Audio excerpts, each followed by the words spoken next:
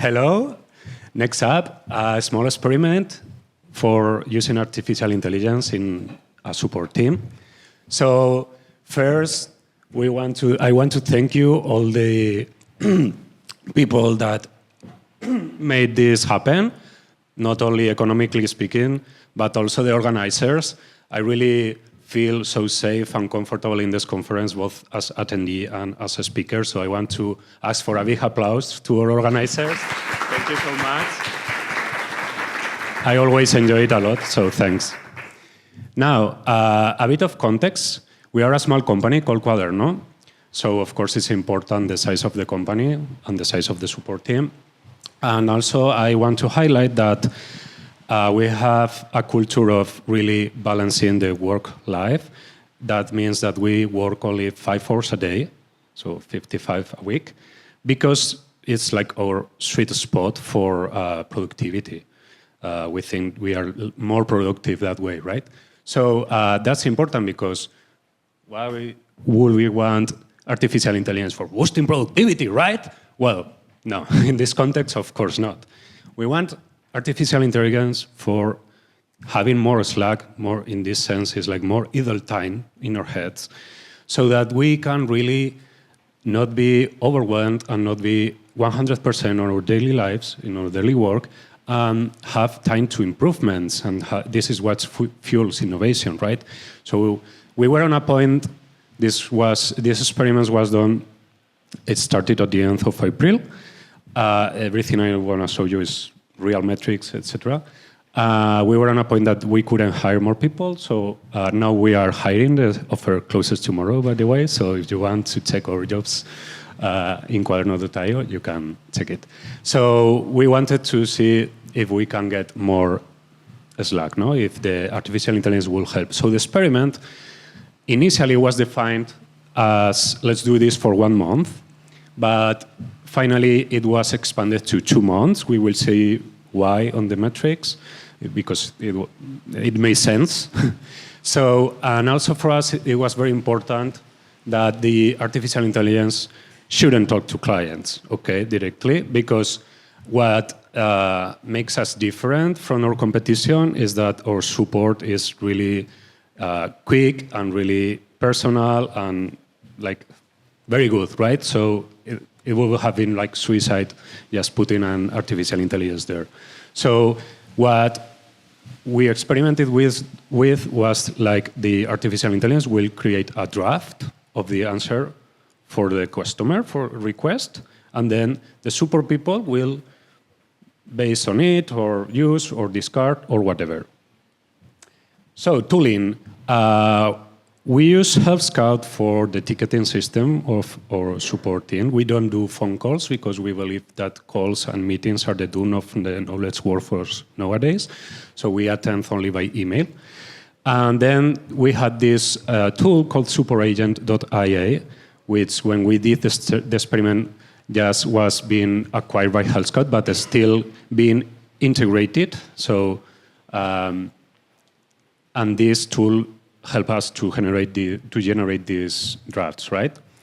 So, very important also, feeding the artificial intelligence, right? You have to give information to the large language model. So we used all our support articles, which are about 175 articles, to instruct the artificial intelligence so that it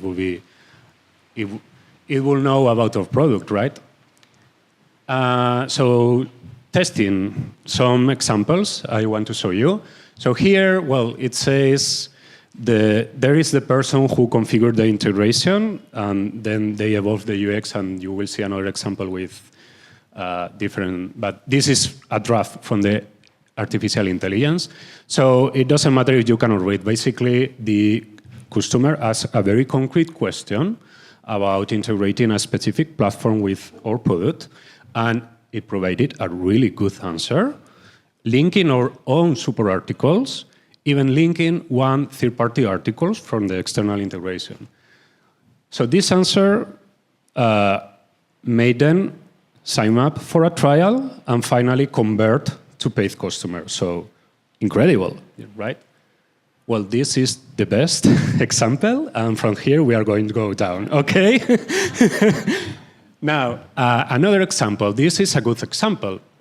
Like, they wanted a phone call, and we responded that we only do email support, etc. But you can also, if you qualify to talk with sales, perhaps they can show you a demo live with a live person, etc. But the answer was good, but the problem here is that the super agent here, the super person, changed their behavior because we already have like a standard response for that. And they used the AA draft, which I consider was worse than our human written standard reply that we so carefully crafted. So good, but no. And then all the deceptive examples that the artificial intelligence generated. This is a very good response, apparently, right? About changing my business name, my legal entity, my tax ID change. By the way, we do digital taxes for digital products. So the problem here is that you really have to lose time understanding, reading, and a lot of extra cognitive effort to understand that this is wrong. This appears to be right, but it is not. Because you don't have to create a new contact with a new tax ID. That will be for customers and providers, not for your own account, for your own business. So this is all wrong. And there are some tags that it's how we collected quantitative metrics, and I'm going to talk about that. But first, qualitative feedback from the support team. Okay, 2 minutes. Well, I will just highlight that it saved typing time. That was what they felt, but also they lost time validating these artificial intelligence drafts, as I just explained. So, and it was very also dangerous that sometimes it makes up things, especially when it's a software bug or things like that, that the support center, what we fed the artificial intelligence with, wouldn't respond because it's a new thing. So, how we collected quantitative metrics, we tagged the different tickets with good draft, basically if they could reuse part, either because it was good or inspired by or whatever. Bad drafts are only like really wrong answers, and then if they don't use any tag, it was like, okay, it's not wrong, but it's not good enough to even reuse anything of it, right? So the first month, we had 23% good drafts, 29 bad drafts, but I want to highlight that it was learning. The artificial intelligence was improving. The last week of the first month generated, no, it was learning. It was, this is wrong. The 47 last week is on the good drafts. Sorry. Yeah, it's wrong. I added just 1 hour ago. So it was learning, not getting worse. And the second month, it was like, okay, 30-something good and draft. So, after the experiment, we disabled the automatic drafts. Now, this integration has improved, and we can like only manually ask for when we want one draft instead of all the answers. So, let me ask you, will you guess the number of manually requested IA drafts that were created last month? 0. So that's kind of my final conclusions. Now, question time. I have questions for you too. What would you have done differently, and if you have any similar experiences to share? I don't know if we have time, but if not, we can talk on around 2 minutes. So if someone wants to ask something, or what would you have done differently, please? Thanks for the talk. It was very interesting. In fact, we have an AI assistant in our product, and we also had to fight a lot for it to avoid it making things up or hallucinating, as we call it. And it is very, very difficult.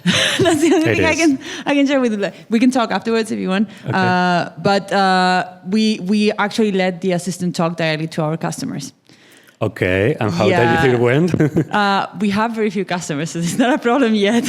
But we tried it ourselves, and even experimenting with it, it's not perfect. Okay. Yeah. So thanks for sharing. Humans still do the job better. Yeah, definitely. So thank you so much, everyone.